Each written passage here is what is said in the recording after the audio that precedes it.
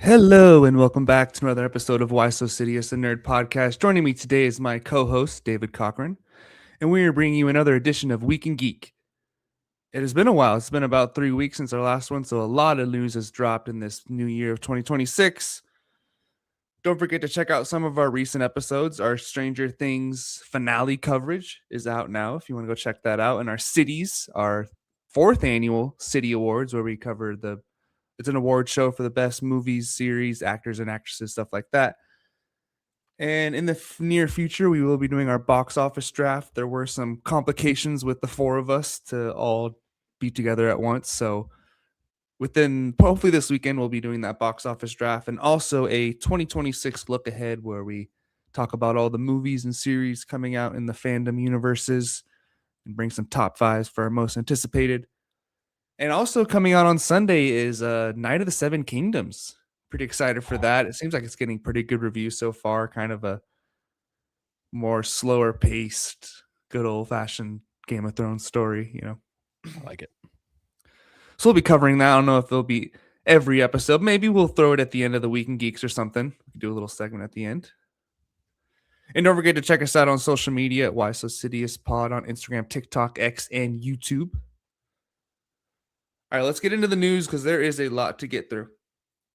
So first of all, let's talk a little Stranger Things. So there was an episode 9 conspiracy theory out there about how people were just they couldn't deal with what happened in the end. Apparently it was, spoiler alert. I'm going to say spoiler alert for Stranger Things here before I say Good anything call. else. Good call. I was about to do a major You spoiler. haven't seen the finale, get the hell out of here. Skip ahead. Skip ahead a couple minutes. So skip ahead. This is your last chance. Skip. I bet it has to do with everything. I'll keep it vague, I guess, at the same time. Everything that happened at the end was inside of number 8's mind powers. Like she everything was fake. So they think everything was inside of that or inside of Vecna's mind. There's going to be an episode 9 that comes out and it's going to be a happier ending. So did you ever think that was true, Dave? No, and I will tell you why.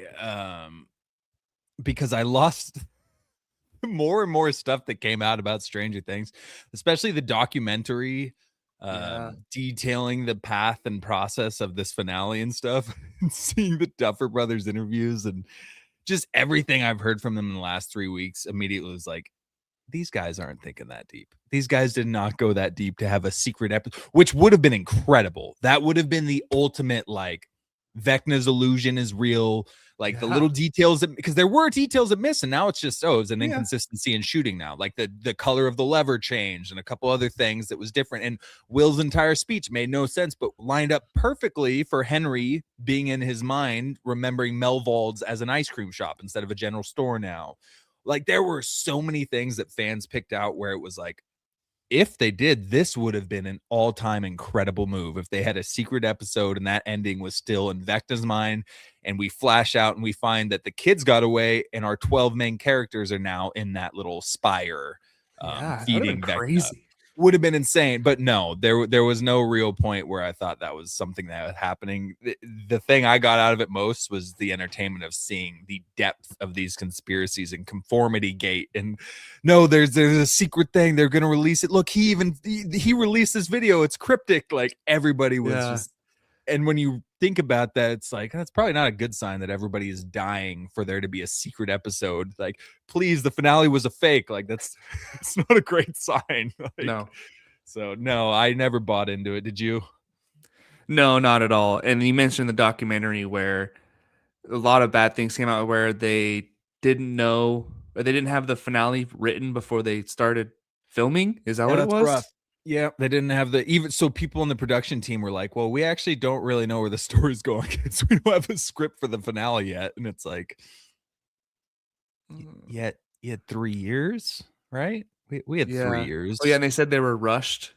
Yeah, exactly. They kept saying we were rushed. And it's like, again, more and more flashbacks to David Weiss in Game of Thrones being like, oh, we just had to get it out. And HBO came out. It's like, no, you can have more time. What is it? Pitch meeting? Yeah. No. You can have it. No, we got to wrap this up. There's no time. You can have more time. That's kind of how it felt like with the Stranger Things here. So yeah, I thought it was a very cool conspiracy idea, but Do you see the comment that just popped up?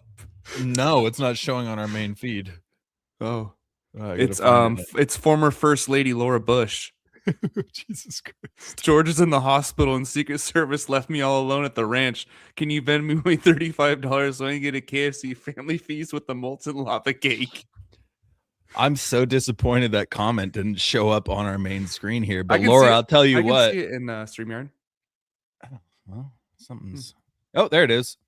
Yeah. No, that's not Laura. That's somebody else. Laura, I'll tell you what. I will send you some KFC. You got it. Just as long as you stay to the end of the episode. If you stay to the end of the episode, I'll give you a keyword for the order. And let's get into the spin-off details. So there's the live action one. We'll talk about that first. It doesn't. I'm sorry. Look at the comments real fast.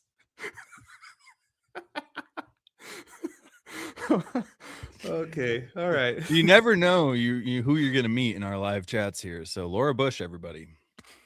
Hijacking the Kind of a show. scumbag, but it's fine. So it does involve the Upside Down, has completely different story, location, characters, and actors. Set in a different decade, Duff brothers are heavily involved, but won't be the showrunners. Maybe that's good. A scene in the series finale hints at what it will be. I'm guessing that's the stone that goes into Henry's hand. It's very different, but it's also very much Stranger Things. So I don't know. Are you excited for this at all? You think it's worth it? The stone thing? No, just the live action spinoff as a whole. Oh, I don't know. It depends on what the topic is, but generally, no. At this point, I don't really care about any of the Stranger Things spinoffs. The only thing I would care about is getting more info on Henry's backstory and the mind flayer there. And the Duffers tease, it wouldn't be any of our cast, but it'd be a Stranger Thing. But again, I'm kind of out on the Duffer brothers at this point. So I don't know. I don't know how much I would need to see a synopsis. I would need to see a trailer to kind of get me more interested in it at this point. Yeah. And then the animated one, Stranger Things Tales from 85, will release on Netflix this year. This is the animated series that follows the Hawkins group on an adventure between seasons 2 and 3. So what do we think about this? You're going to be watching this the first day it comes out, binging it? Yeah. I mentioned not interested earlier. You can double that one for this. What happened between seasons 2 and 3 that we need to dive into an animated universe to discover Dustin's teeth growing in during band camp? Like, what are we doing? I don't know. You're going to have to give me more again to have any kind of interest in that. Yeah, same here. So we'll see. I mean, maybe I'll check it out, but even the animation didn't look, it looks like kind of a kid's show. It looks like a little Scooby-Doo-ish. Yeah, I don't have a lot of interest. And keeping it with Netflix real quick, they will reportedly give a 17-day theatrical run after they acquire Warner Bros. So they did say they were, right? They said they were going to keep it in the movies, but 17 days. So think of what, Dune Part 3? Will they have acquired Warner Bros. By then? Oh my God. Oh, don't even get me started. I swear no, I hope not. No, because Paramount has already made like their 17th appeal bid. I sent you a link. There's been headlines for the last 4 weeks. Paramount's 7th attempt at forcing at the sale to them for Warner Brothers. Paramount won't give up. So I think they're going to keep making this a pain in the ass, and hopefully Dune gets away before Netflix takes over. It's just such a scumbag move, and we all knew it because the CEO of Netflix came out months ago and said, the cinema is dying. Nobody wants to go to the cinema. Nobody wants to leave their home. They want to watch movies from the comfort of their own home. And then months later, they get this deal, and he's like, Netflix is all about cinema. We think it's great. We want to really embolden it and really give more power to the theater. And then a few weeks later, yeah, we'll give them 17 days. So it's just such a scumbag move. And I don't know, man. I really hope something stops it. But you start pulling crap like that and you start getting greed and people start competing in that way. And pretty soon here, we're going to have like a week to go see something in the theater and half the movies aren't even going to release the theaters. I don't know. I could be super dramatic right now, but I don't like Netflix's CEO, so I don't trust him as far as I can throw a refrigerator. And that would affect DC's box office numbers in the future. All box office numbers, our box office draft strategies are going to change drastically if that's the case. I need to figure out when that goes through. Yeah, I'll talk to the guy. Forgot his name. We're cool. Whatever his name is. Oh, hey, real quick, David Castiglione. Sorry, I had to slow down to get the name there. He's been in the chat before. He said, guys, do you agree that season 4 and 5 are superior in quality? I am going to assume we're talking Stranger Things still. Lub, would you agree with this comment? In comparing it to the rest of the show, I'd say, yeah, for the most part, besides season 1, I think it's better than 2 and 3. But 5 was hit or miss for me. Yeah, I'd say production design and quality, costume design, VFX, all of that, absolutely superior in quality. But writing, storytelling, stakes and whatnot, season 4, yes. Season 5, not so much for me. Yeah, right. So we have a fun little topic here. Ryan Coogler shared an update on his X-Files reboot, which I'm pretty excited for. It will still have Monsters of the Week episodes alongside Overarching Conspiracy. He got advice from Vince Gilligan on approaching TV. That is the Breaking Bad guy, right? And then he also just did he just do a show, Pluribus or something. Wasn't that Vince Gilligan? Oh yeah. I don't know in what capacity he was on that, but I know he was at least a part of it. His next project, Black Panther 3, is after this. He's enjoying the pressure from the fans. They're really smart people that I don't want to let down. And he's a big fan of Gillian Anderson and David Duchovny.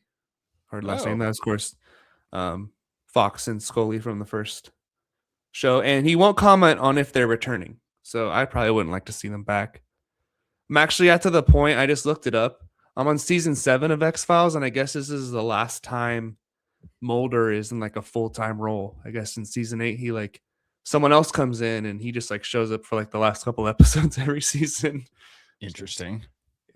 But are you excited for a Ryan Coogler X-Files show though? Because if it's like a Jordan Peele Twilight Zone, he did a great job with that. So I feel like it can be along those lines.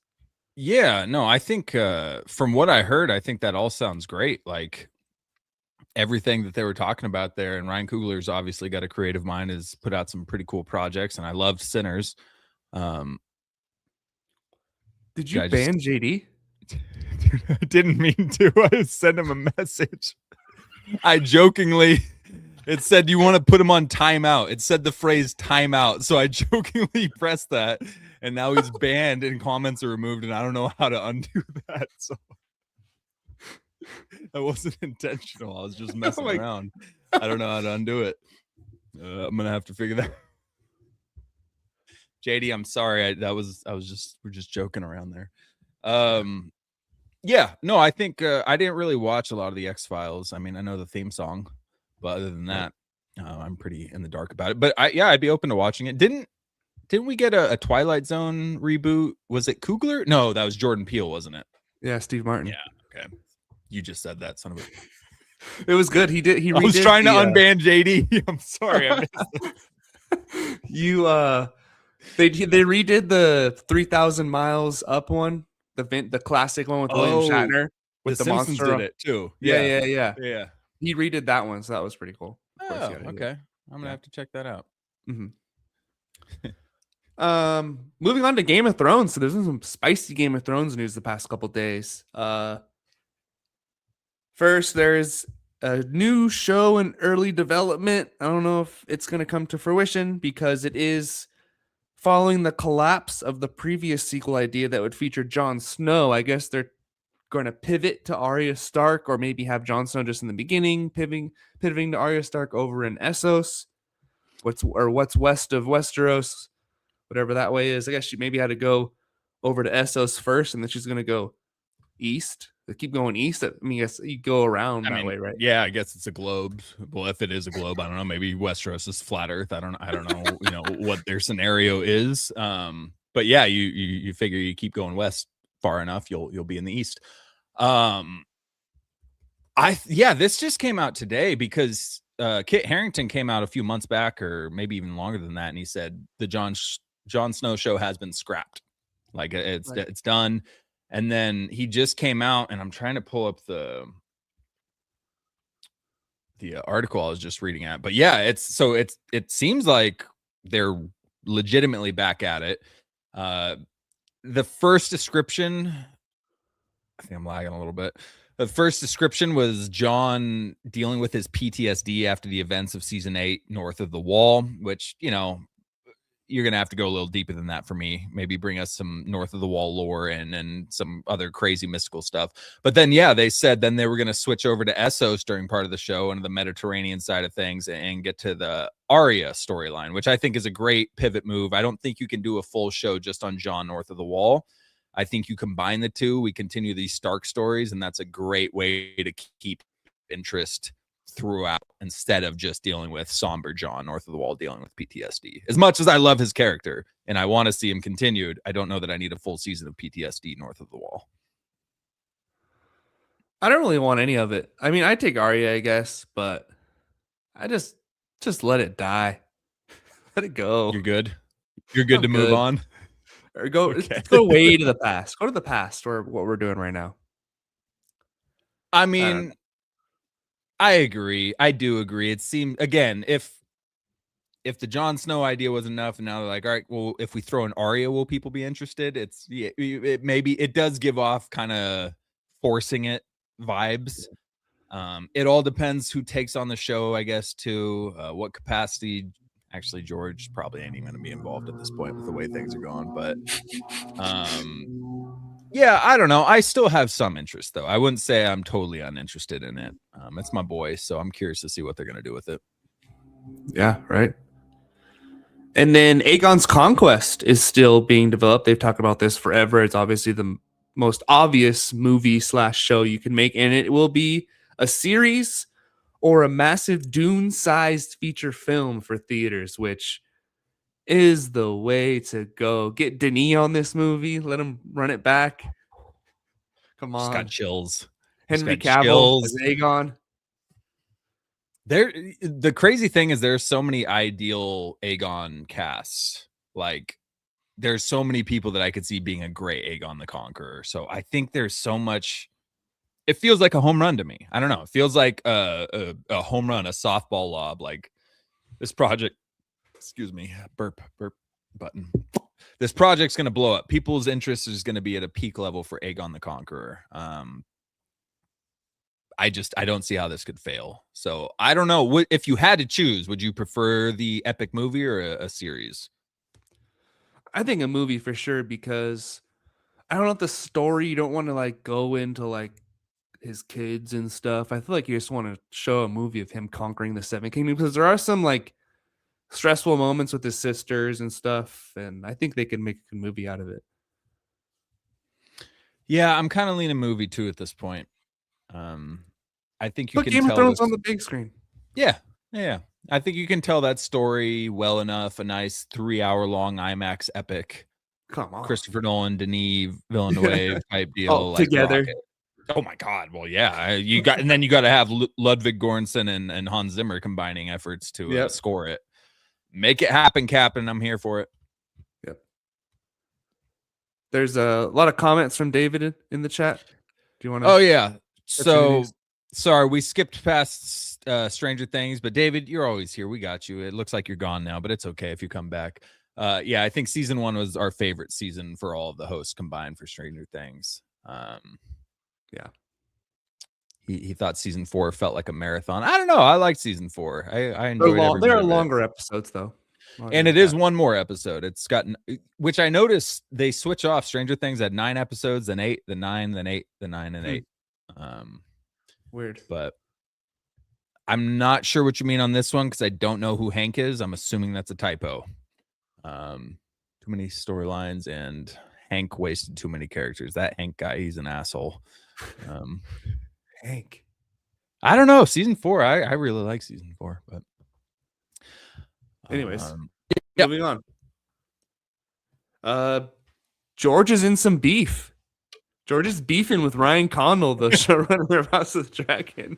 Don't mess with my boy George. He says, I hired Ryan. I thought Ryan and I were partners. I thought we were cool. I thought we were homies. No. And we were all through the first season. I read the early drafts of the scripts. I would give notes. He would change some things. It was working really well, I thought. Then we got into season 2, and he basically stopped listening to me. I give notes and nothing would happen. Sometimes he would explain why he wasn't doing it. Other times he would tell me, oh, okay, yeah, I'll think about that. It got worse and worse, and I began to get more and more annoyed. Finally, it got to a point where I was told by HBO that I should submit all my notes to them, and they would give Ryan our combined notes. So it sounds like George has been pushed aside for the rest of the show. It sounds like your first girlfriend in elementary school, and all of a sudden you don't know what's going on. They're not talking anymore. Like, I don't know. I thought we were cool. Like, it sounds like it's like this high school drama where George just slowly got boxed out of this situation, like day by day, and now it's just like, you know what, just email your notes and we'll go over it in our meetings, but don't bother stopping by. Like, if it feels weird, as angry as I am at George for the entire book debacle, it feels messed up. It kind of makes Ryan Condal look like a dickhead. It's not a great look for him. I don't know. How do you feel? Yeah, I'm curious why he came out in public and said that, because it's still George's show in a way. I guess maybe he's distancing himself from it because he doesn't like how it's going, which is probably why season 2 wasn't as good. I mean, the Game of Thrones was at its best when it had George's source material and when George was directing a couple episodes a season. Like, when he was more involved, Game of Thrones was at its best. So I'm gonna side with George on this. Yeah, I agree. It's just not a good look for Ryan, and it kind of makes me a little nervous for season 3, if I'm being 100% honest. Yeah. Because season 2 felt like it dipped a little bit from season 1 as far as the storytelling went. It felt more all over the place. There wasn't a great peak at the end of this season. Like, it was kind of, it felt a little disjointed at times in season 2 compared to season 1. So yeah, I'm a little concerned. A little concerned for season 3. We'll see what happens, but At least they have a finished story to go off of, at least. So, but not a lot of material. That's yeah. probably what George is worried about. All right, let's move on to Marvel. It's been a while. We only talked about the Chris Evans trailer, Captain America. Excuse me. And did we talk about the Thor trailer? I don't think I did. I missed a Week in Geek. Okay. Well, it was officially released Right. after we talked about it. So when you were thought, I thought the Thor trailer was a lot better than the first one. That's for sure. With Dude, him if I'm talking being, in the background. it's my favorite of the 4 that have now officially been released. I loved it, man, because coming off of Love and Thunder, it was such a clear shift to a totally different Thor in this teaser. The way Russo he's Bros. speaking, everything, it sounds epic. It sounds like Thor. He's speaking to the All Fathers. He needs one last fight so that he can come back to his daughter, not bringing war, but quiet, but peace, but calm, like helping her learn in a way he never got to. Like, it was just super emotional. I don't know. I loved it. It got me so hyped for one of my favorite characters that got ruined most recently. So that one gave me chills. That was my favorite by far, which is surprising because votes out there are usually on the X-Men one, but I think the X-Men is my favorite. yeah, and that's fair. I totally understand that. Only because the Cyclops shot at the end was pretty sick.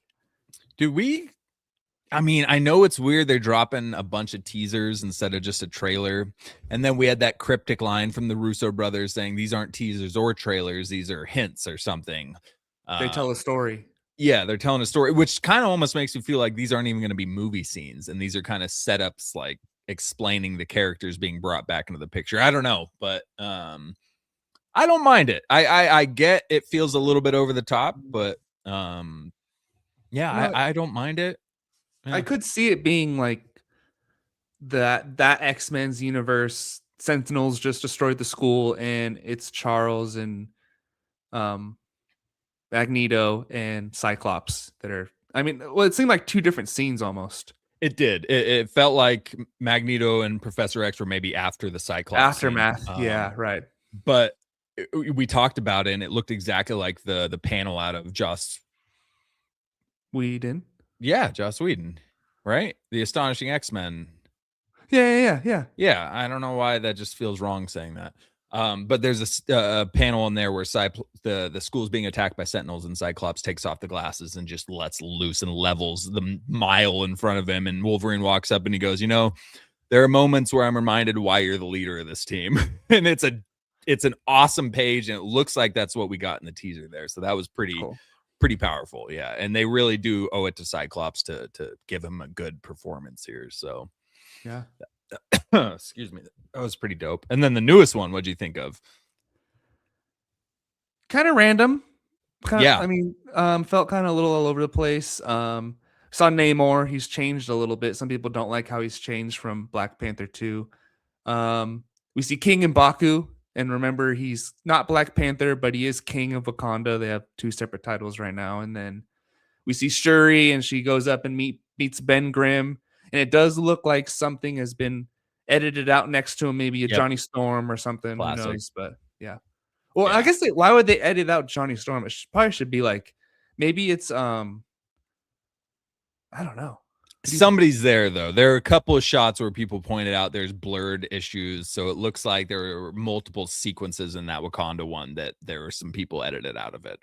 I don't know. I mean, it was cool. I had no problem with the look of Namor. I kind of liked Shuri's new look with the teal rocking on the Black Panther suit. Mm-hmm. And it's interesting. Yeah, M'Baku's king, and it makes me wonder. So in the comics, T'Challa is no longer king of Wakanda. He is king of Necropolis, which is the city of the dead just outside of Wakanda, I'm pretty sure. And Shuri is actually the leader of Wakanda. So it makes me think, I'm wondering if M'Baku is the king of Wakanda in this, and Shuri's the king of or the queen of Necropolis, or something like that. It reminds me of that dynamic in the comics. So I'm curious to see. But yeah, it felt random just walking in the desert and meeting Ben Grimm. Right. I'm not really sure. I don't know if that was supposed to be random, and maybe we're not supposed to understand it at this point, but it did feel a little out there compared to the others. Cap's still my least favorite, though. The Cap one just didn't do it for me. I don't know. Yeah, I'd put X-Men, Thor, and then I guess the Black Panther, and then Chris Evans. And Cap, man. Catherine Newton is seemingly confirmed to return as Cassie Lang in Avengers Doomsday. She was seen wearing a crew hat. So let's go off of that. But it is another child, not a superpowered child, but she's still a kid. So maybe Doom will super up anyways. Yeah, I think she'll be involved. Again, the pattern's definitely kids moving forward with this thing. It's been that way in the MCU for the last few years. They've been introducing young Avengers. And now we've got Captain Rogers having a kid. Tony had a kid. We've got the Fantastic Four all being about the kid that they had. Doom's absolutely coming after kids. And I stand by the fact that I think they're going to use a lot from Children's Crusade in the comics. But Catherine Newton, in my opinion, she's got to step it up. I think her and it was a bad movie, so I'll give her another chance outside of Quantumania. Yeah. But I didn't love her role, her casting there. Haley Atwell will reportedly have the biggest role she's ever had in an Avengers movie and in Doomsday.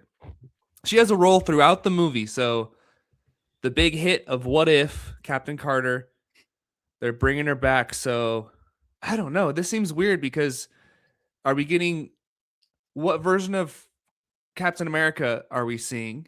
First of all, is it the version of Captain America that has stayed in the past? This is like back in like the 40s or 50s or whatever. And then is this Captain Carter from the Watchers universe, from like is it like the What If version of Captain Carter, like transferring over to 616? Like, and then she's going to be like, whoa, you're my wife in another universe, but you're like me now. I don't know. It seems confusing. Yeah, I don't know. And I have to feel that we would have had a different reaction if we didn't have Captain Carter shoved down our throats for 2 seasons of What If, when What If was just supposed to be a fun thing, and then it somehow turned into Captain Carter's storyline for 2 seasons. So I think, JD agrees with this for sure. I think we're a little Captain Cartered out as far as this goes. So yeah, I don't know. I don't know what role she's going to have, but the fact that she's going to have her biggest role compared to a pretty large role she had in Captain America, the First Avenger, she was a pretty big character in that movie. That's concerning. It says in an Avengers movie. Oh, well then Has she been in an Avengers movie? I don't think she has. She hasn't. She was in Endgame. Civil War. Endgame. Oh, when she danced for 7 seconds? And when he went to back in the past Oh, and and saw she her was in the background through a for window. 30 Okay, seconds. well, good God. That could mean she's in one scene then. That doesn't.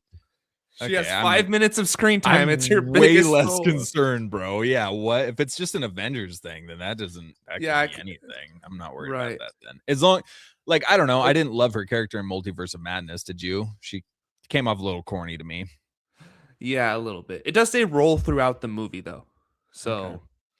I mean, I'll give her a chance. I like Haley Atwell. She's a good actress. You know, I'm nothing sure there's against gonna her. be like multiple crews doing different things throughout the movie. If she's just part of one of them.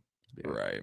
That'll be it. I'm also curious to see how they saw a video the other day of Captain America having to, you know, go back in time and live with Peggy like that. And he's going through the years and Peggy's just like, oh, JFK is traveling to Dallas this weekend. That should be good. And he's just like, yeah, that'll be fine. Don't say it like because he can't change the past, but it looks like we're invading Vietnam. Well, that's a smaller country. We probably won't be there for that long. Cap's just holding his tongue. Like, how did he get through all those years without spoiling the history? I don't know.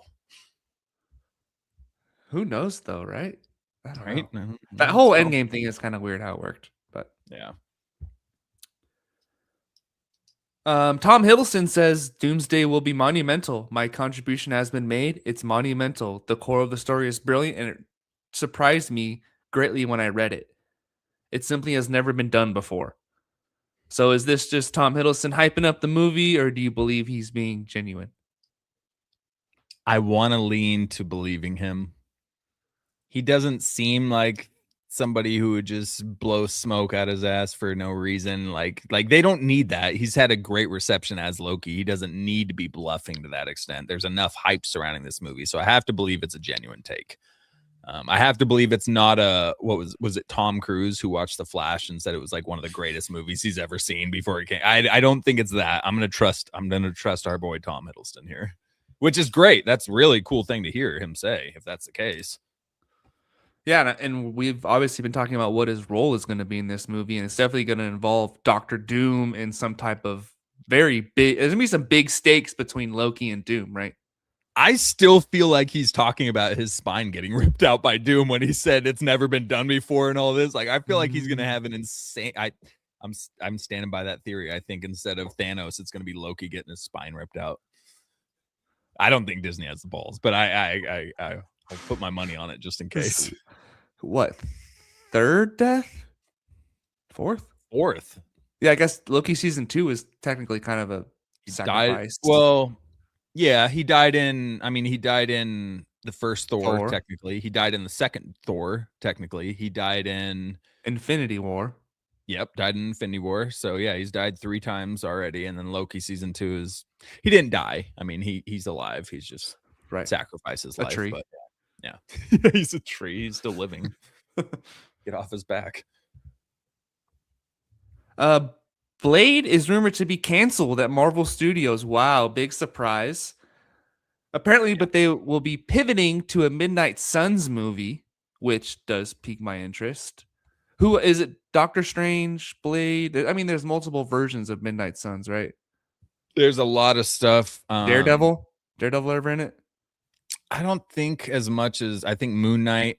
Okay, Moon Knight. I think Man Thing has been in there before. I'm trying to think. Punisher's been in it before. Definitely Punisher, Moon Knight, Doctor Strange, and Blade are usually a main cast that's involved in that. And then Brother Voodoo is somebody else who could have a connection to Strange and could be a cool dive into like the dark magic of the MCU. Okay. If they actually did Midnight Sun and Black Knight, even though I think Kit Harington just confirmed that he's not coming back as Black Knight in the MCU. Right. I think he said it's out, but he would be a part of it too in certain iterations. Perfect. So so Ghost Rider's been a part of it. Werewolf from Werewolf by Night has been a part of it. Okay. There's a lot of cool stuff we could be included in that. And does Oscar Isaac have beef with Marvel? Doesn't he have beef with Marvel recently? Like he doesn't want to come back? Yes, no, not with Marvel, with Disney. Oh, He Disney as said a he's whole. not going to come back to Disney as a whole until they stop supporting fascists and something else about, Okay. I forgot what it was. But yeah, no, Oscar Isaac said, yeah, maybe one day, which sucks because I want him back as Moon Knight. Moon Dude, Knight but was freaking awesome, dude. if you had Midnight Suns with Mahershala Ali as Blade, Oscar Isaac as Moon Knight, and then Kit Harington, Yeah, that's so sick. dude. And then And you then throw bring in a Doctor new Strange, Ghost Rider cast.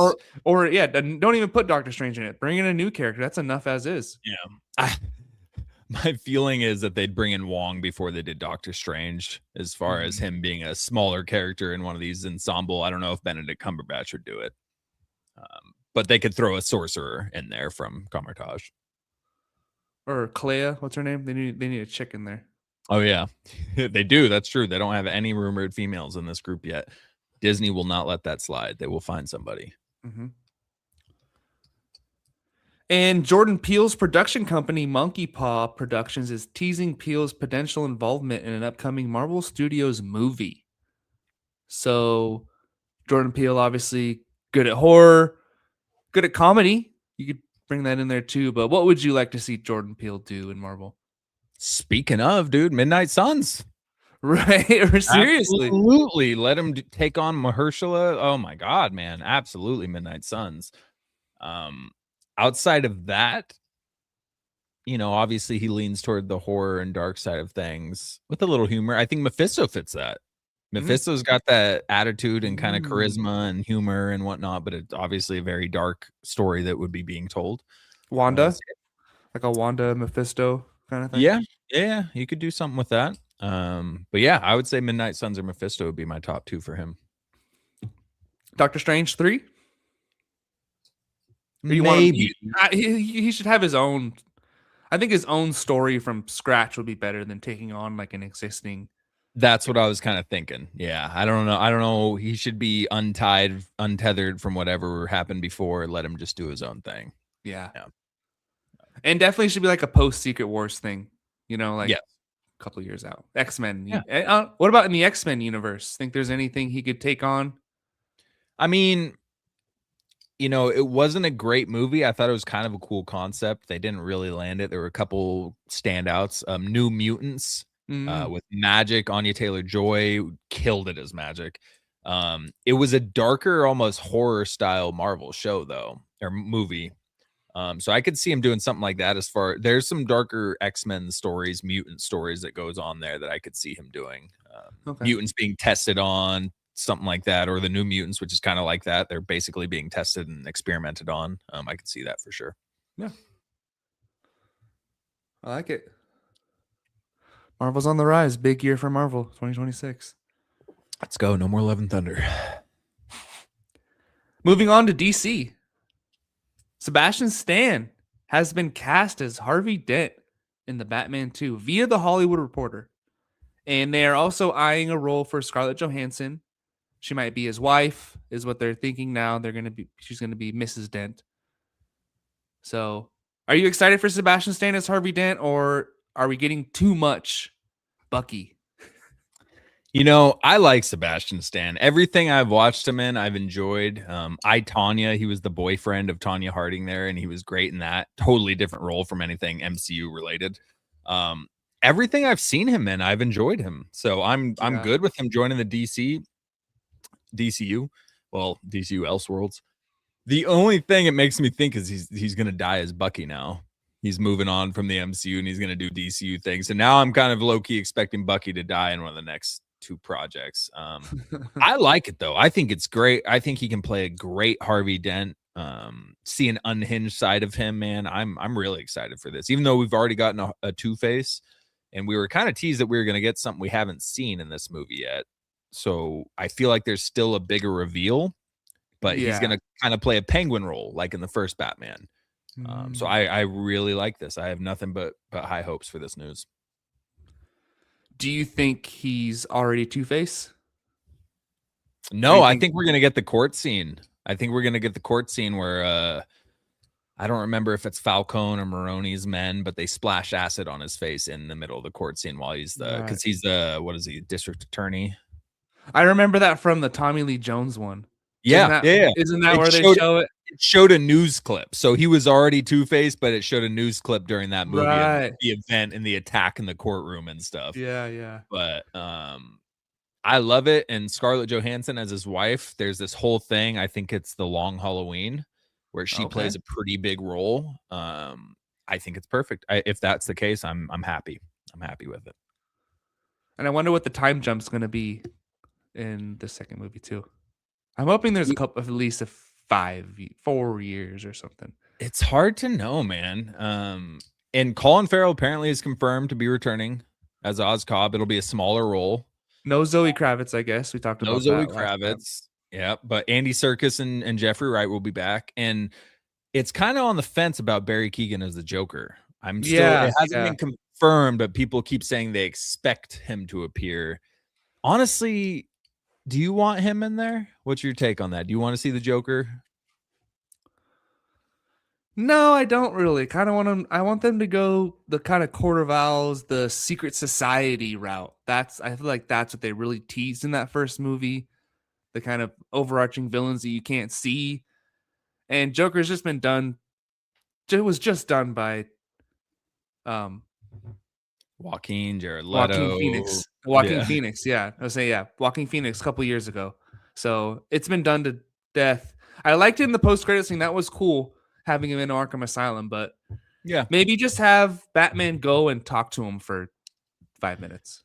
So that's what I was gonna say. I don't really want him to be a big part of the story either. I don't think it needs it. We don't need it. There are plenty of cool routes to go down without resorting to the Joker. I didn't also love Barry Keoghan's look as him. It's whatever. It's not like he didn't get to touch his makeup up. He's in. But just like you said, I'm good with it. If it's like we're in the second act, almost of the third, and Batman's at a loss and he cannot figure this out, and he has a conversation with the Joker that triggers something, or that snap something in his mind about the Court of Owls. Some like 3-minute scene dialogue between Batman and Joker, philosophical questioning, making Batman question his integrity, his morals, whatever the case may be. I'm good with that. But anything more than just one kind of pivotal scene in the middle of the movie, I don't want it. Give us Harvey Dent, give us Court of Owls, whatever you got planned, but we don't need the Joker again right now. Give me where is she? Yeah, we'll get something like that. I'm good with it, and then we'll wait. And then when the actual DCU finally brings us into Batman, we can bring Jamie Campbell Bower in to be the real Joker of the DCU. Give it 4 or 5 years. I like it. There you go. I'm still excited for this movie. It's at least it's starting to come to fruition. We're getting casting, the script's done. It's going to be filming soon, so. Because it was a really good movie, and I'm just really surprised why it took so freaking long to get a part 2 when it was well received by everybody and it made money. I mean, come on, get to it. 5-year gap is rough, man. Like that's rough. I'm sure James Gunn doesn't like this either. Like, get your freaking story told so I can get mine. Right. Yeah. It's kind of hinging on that a little bit too. I mean, Batman Begins and The Dark Knight, that was a 3-year gap, and those were massive movies. Like, that was massive scale production. So 5-year waits, it's tough. What was Dark Knight Rises? 2008. Oh, sorry. Dark Knight Rises. I think that was, I want to say that was 2010. Oh, 2012. Okay. So 4 years after Dark Knight. Well, Heath Ledger passed away too. So that changed their whole plot. Like, I think they was going to be touched on again. And yeah. Okay. So we do have some Star Wars news. We'll do this one real quick first. Tom Cruise visited the set of Star Wars Starfighter and helped film one of the movie's lightsaber duels. Interesting. Yeah. Cruise waded into the muddy pond holding the camera like a pro. So pretty cool. The cinematographer is from Top Gun. So obviously that's the Tom Cruise connection there. Mm-hmm. And I think the most interesting part of this is lightsaber duel, which was confirmed later. Yes, there is going to be a lightsaber duel. So obviously a Jedi and a Sith, or something in between. So you're excited for that? And how do you feel about Tom Cruise filming it? You think he got all in there, showed him how to do it himself? I think Tom Cruise spoiled something that they weren't trying to reveal yet. Because all of a sudden we get news that he filmed a lightsaber scene, and everybody's like, there are lightsabers in this movie? And like a day later, it's like confirmed lightsaber action sequence will happen in Starfighter or whatever it was. It's like, oh, yeah. I think it's cool. I don't know. I'm not like a Tom Cruise stan. I haven't liked him for most of his career, but there's no doubt that the man is skilled in making movies and helping movies be better, and he's fully immersed in cinema as a whole. So I don't think it hurts. And the fact that he's got that connection with the cinematographer coming out of Top Gun Maverick is obviously why he was probably there in the first place. Hanging out I on think set. I think it's nothing but good news. And the fact we're getting a lightsaber sequence that's going to kind of, it makes me feel like we're going to have a next level cinematography like effect going on with this fight sequence, like the choreography behind it, the way that it's going to be filmed. I feel like it's going to be unique and never been done as far as lightsabers go, with the news we're getting out of this. So maybe I'm hyping it up too much, and I'm really hoping I'm not expecting some crazy thing and it's like just a really quick sequence that Tom Cruise happened to just hold the camera on. But it made me more excited. What's the synopsis for that again? I'm gonna look it up real fast. Ryan Gosling does Ryan Gosling things and hangs out with a little kid, and he's kind of Right, a 'cause rebel, it's a but he's kid in also it. a good guy. I don't know. Yeah, that's my guess because Ryan Gosling typically Oh. plays that role. This is Google Solitary AI. pilot. Yeah. Okay. Ryan Gosling tasked with protecting his young, force-sensitive nephew as they navigate a dangerous galaxy pursued by new villains exploring themes and mentorship. So See, interesting. it's the first I I've didn't know even that. heard of that. Yeah, Yeah. me too. I guess we're dropping the ball. So his 15-year-old nephew is force sensitive, so there could definitely be some Sith after him. And if he's 15, but he's also post any sort of legit training era, because this takes place 5 years after the Rise of Skywalker. So yeah, he ain't seen nothing good. Yeah, but there's got to be some fringe Oh, Jedi and Sith out there and whatnot. Still, I well, mean, no, Luke's Jedi Order. right. He could have been a member of Luke's Jedi Sorry, Order. when does this take place? 5 years after Rise of Skywalker, but he's 15 years old. Does that line up? No, that doesn't line up. It He'd wouldn't be like, Luke's then. It would be Rey's Jedi Order, if anything. Because Luke's gone after Rise of Skywalker, and so is his Jedi Order. So it would be whatever Rey started. Which, if we would have gone off the original concept art, there was a Jedi temple that Rey wandered upon at the end of Rise of Skywalker. All the concept art was better than the story we got. But that was one of the things. So there is some Jedi temples still out there. They're just true. hiding, and a lot less of Yeah. it. That's Cal interesting. Kestis finds some. Yeah, exactly. It's Flynn Gray is the actor. I don't know why. I thought it was the actor from what's the other Ryan Reynolds movie that was just on Netflix? Something Project. Adam. The Adam Project, yeah. I thought it was the same actor who played the young Ryan Reynolds character, but it's not. Okay. Flynn Gray. So he's been in a few things, but I don't know. I'm excited for this. I think this would be a fun, unique kind of Star Wars story. Yeah, standalone film, just one and done. Yeah. Feels refreshing a little bit. Speaking of refreshing, that's a good segue. Nice. Kathleen Kennedy. You've been waiting this whole episode for us to talk about. We put it at the end so you'd have to wait the whole time. Kathleen Kennedy is out of here. Ding dong, the witch is dead, the witch is dead, the witch is dead, ding. No, that's rude, but he's still alive. So Dave Filoni, excuse me. Whoa, yeah. And Lewin Brennan will reportedly replace her as the co-presidents. So Dave, I'm gonna call him David. David Filoni will oversee all creative development, and Lewin Brendan will oversee executive duties, which is cool because you don't want Dave Filoni tied in with all the business and the Disneyland and not Disneyland, but like all that kind of crap. Well, even like like the Star Wars part of Disneyland, I'm sure they have something to do with that. So have him focus on movies and shows and the books and what's going on there, and let her do all the other crap. And speaking of which, before I dive into that thing right here, I'm wondering, we just got new news about Disneyland. Oh I'm yeah. wondering if it's connected, but because as soon as we heard Kathleen Kennedy was out, oh, Yeah, did I drop? you won't see Kylo Ren walking around anymore. They're going back to Darth Vader and Luke and Han and The Chewie walking OG. around. Yeah. Yeah, they're going to the OG trilogy, switching it up at Galaxy's Edge, and that news came out like 2 days after the rumors that Kathleen was out. So I was like, well, that's interesting. But John Williams score will be playing instead of yes, like random music. yeah. I already told Megan. I was like, we absolutely have to go now. It's original trilogy. John Williams is in the park. We're taking the kid there. Well, my wife told me like 2 days ago that Rise of the Resistance is like shut down for like, I kind of wanted to play that. not play it.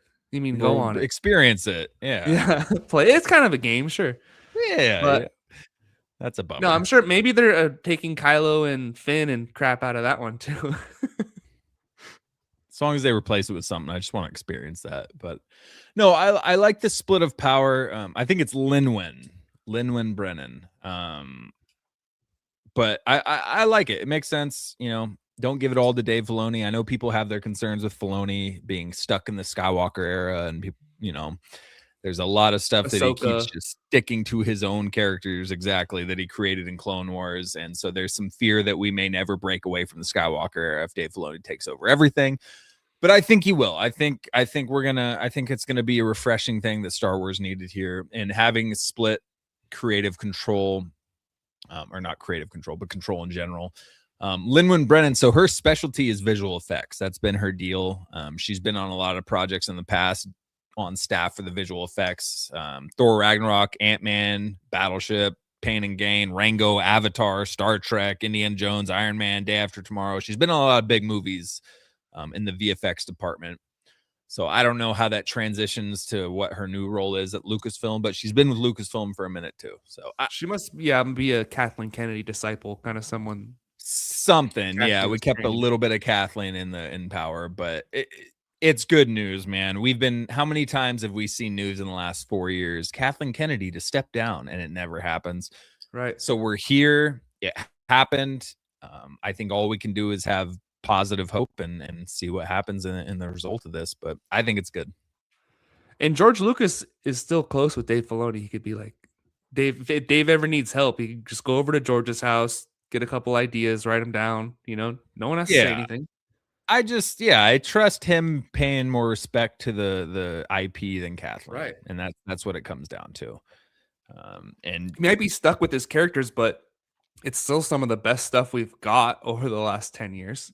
And he's open, like he lists, I don't know, from the stuff I've heard, like Sam Witwer's experience with him, like Sam's told him, well, this wouldn't really make sense because of this and this, or I think it would work better because Sam Witwer's got some Star Wars knowledge. And it seems like Filoni listens. Like, I don't know, it seems like he takes criticism, he takes stuff into consideration, and I think he truly does respect Lucas's work at the end of the day. So, and he loves Star Wars.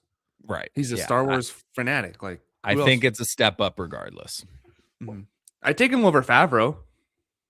I would too. Favreau's got his stuff for sure, but I don't think he's more of a director to lead Star Wars as yeah, absolutely. And I'm sure he'll do more Star Wars stuff down the road now. Oh yeah. All right. Well, I think that wraps it up. Anything else you got? I don't think so. I think we hit everything. Yeah. Have you watched anything lately? Got anything to throw out there? Oh man, I haven't really been adding it to my list lately. But I'm finally cracking down on Peaky Blinders. We're in season 6 now. Same. We're gonna rep it out. You're in season 6 too? No. I got the finale of season 1. Cooking. There you go. It's only 6 episodes per season. It's 6 seasons total. We got a movie coming up. It does, I will say, it gets slow. It's high quality, man. It's great acting, great writing, but there are slow moments because it focuses in on artistic stuff as well. But it's really good. So I've been watching that.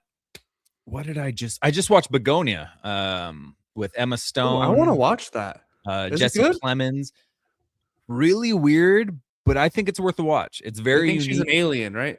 Yep, she's some CEO and they kidnap her because they think she's Anunnaki or whatever the main alien was in Ancient Aliens, the history show. Oh.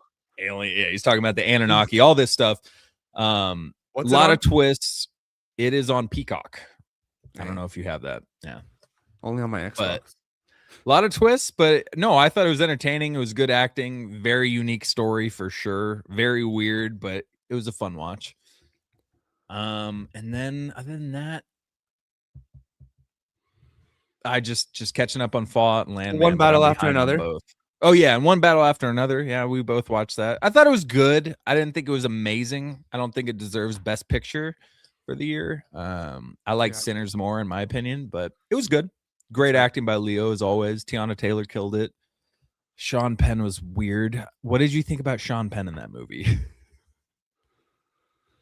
In one battle after, who is he in that movie again? He's the military or police commander. I don't know. It was hard. He's wearing a police Oh. vest half the time, but he's in camos. So I think Oh, maybe it was Border God. Patrol. It wasn't. Oh, because he fell in love with. Yeah. Yeah. I love black girls. Love them. He's just talking to Leo in the line at the grocery store. Like, Jesus, dude. Chill. I think I liked the movie more than you because it Yeah. was like an artistic, very weird, but very like original. It was something you had It never was. seen before. I thought it was still a good story of him trying to track down his daughter, and Leo's like was this spoiler alert kind of, but he was like this like hitman and like this guy in the La Resistance, and now It's a he's kind of like rebellion. Yeah. now he's kind of washed, kind of living a low life with his daughter, and he has to go back to do it again to save her. And He's I just don't a know, paranoid stoner now. yeah, Right. right. It was a unique role for Leo. Benicio Benicio killed it. His role was solid in it. Mhm. So it was a good cast. Tiana Taylor did good, even though I hated her character. Yeah. But she was a good cast, and she's already won some awards for supporting actress at the Golden Globes, I believe. But yeah, no, overall it was good. Paul Thomas Anderson's hit and miss with me. But the storytelling style, it did work. There was some weird stuff at the end. But it kind of, I don't know, it all added to the uniqueness of the movie. Yeah, the end was weird. And the whole like Christmas Adventures Club, whatever it was. Oh, the Christian Christmas maybe it was just the Christmas Adventurers Club, which Yeah. wasn't that similar to the name in South Park? It was the group that Chef pedophiles. joins when he becomes a Scientologist pedophile at the end and he kills himself on the bridge or whatever it was. They were the Adventurers Club or something like that. Very similar. Yeah. That's funny. Real quick in the chat, JD, Hey, how did he get in here? officially unbanned. I swear if Filoni's first movie in charge is a Clone Wars character, ... I'm sure it will be. We'll probably get like a Quinlan Voss movie. Honestly, if it's a Dark Disciples movie, I'm here for it. That's fine. Those are still Clone Wars characters, but I'm good with it. But yeah. Well, does anything in the Mandoverse count, or is he talking about like after that? Because the next movie might just be Ahsoka, Thrawn, and then it really is all of his characters. Ahsoka counts as his yeah, I was gonna say actually Ahsoka and Thrawn was a book. Thrawn was created. Yeah. Thrawn was created by Timothy Zahn. Yeah. So that wouldn't be a Filoni book. Yeah, there we go. Let's do a Thrawn movie. It wouldn't count as a Filoni character technically. Right. So I mentioned I mentioned it on the cities. I did watch Knives Out. It was not as good as the second one, but still decent. I thought James Brolin did a really good job in that movie as like the twisted pastor. Josh Brolin? Josh Brolin, not his brother James. James Brolin's dead, isn't he? Josh Brolin, sorry. I think James Brolin's his dad. Well, I didn't know he was going to be in it so much because he's the one who gets killed. You see that in the trailer. That's not a spoiler. Josh Brolin is the one who gets murdered, but they go back and show. I didn't know that. Yeah. Okay. By the way, I killed James Brolin. Sorry, he's still alive. Oh no, he's 85 years young. He's still rocking. Yeah, Peaky Blinders, almost done with season 1. That's really good. X-Files, season 6 was crazy. They stopped an alien invasion from coming in. Like some shit was going down. God, there was one standalone episode I really liked too. There was like a Christmas one with like ghosts and stuff. That was cool. I don't know, good show. Okay. And then, but the main thing I watched like last week was 2001: A Space Odyssey, the 1960 8 film by Stanley Kubrick. You ever watched it all? I know I watched bits and pieces growing up, but I don't think I've like consciously watched it start to finish. This is the first time I've ever done that. Understanding, and I want to. That's on my list to rewatch it. I fast forwarded a couple times because probably like 5-6 times because dude, he had no editor. But I get it because it was the 60s and it's literally like a spaceship docking into like the space station thing. And it's like this, like literally like 5-10 minute scene of the ship just he's just like showing off. But it's like a masterpiece in filmmaking though, because the ships are always going in a circle and it shows the guy like walking and it's like a hamster wheel. Like the way they're filming, it's like a hamster wheel. But then there's other scenes where like the camera's still, but they're going in a circle, like because the thing's spinning or something, and they're like walking in a circle, and then they like go like down but up at the same time, like so for the, like insane. 1968, like that's 9 years before A New Hope came out, and A New Hope blew people's minds. So the fact that this came out almost a decade before that, and it looked that good, which is why what's why the conspiracies out there that Kubrick filmed the moon landing because of this movie and so much stuff he did. After watching this, guy was pretty freaking talented, man. So yeah, just for that reason, I got to watch it just for cinema's sake, because I know there are so many iconic moments in there that like were just groundbreaking. And the AI thing is also pretty cool, pretty crazy, pretty topical especially for the 60s. And the ending's really weird. There's like he like goes to Jupiter and then like goes through time and then like time jumps happen and stuff. I don't know. The ending's really weird. I had no idea what was going on. I didn't realize it got that Interstellar. Oh yeah, it's total Interstellar at the end. All right. Yeah, I gotta watch that soon. What's that on? I didn't. What did you watch it on? It's on HBO. Oh, hell yeah. All right. Yeah. I didn't love it, but I liked it. It was good enough to keep me watching. Yeah, fair enough. Oh, I started Tron Ares, but I got 12 minutes into it, so I'll have to cover that on the next one. Did you watch the first one? I've seen, the first one, the 80s one with, I mean, it's terrible. The CGI is so off that I don't think I finished it. I watched Tron Legacy a ton of times, though. I loved that movie. Tron Legacy was really good. I think that came out in the 2000s. Daft Punk's 2010 Daft Punk soundtrack, Jeff Bridges, Garrett Hedlund, Olivia Wilde. It's a pretty solid movie. So I'm not expecting a lot with this one though, but I did like the intro. I like the kind of vibe it had to start. So we'll see. We'll see. Yeah. JD clarified, if we finish the Thrawn climax and he goes on with an Ahsoka trilogy after, I'll lose it. Okay, that's fair. That's fair. I don't think he'll go that far. I would hope not. I don't think Rosario Dawson wants to do that, but you never know. Those paychecks clear. Yeah. All right. Well, thank you for joining us. We had a lot of news to talk about. It's been a while. JD, thank you for joining us. You good-looking man. We'll see you on Saturday. We're going to do our box office draft, hopefully. If not, we'll be doing our 2026 look-ahead episode. So thank you for joining us, and we'll see you here next time at Why So Sidious, a nerd podcast.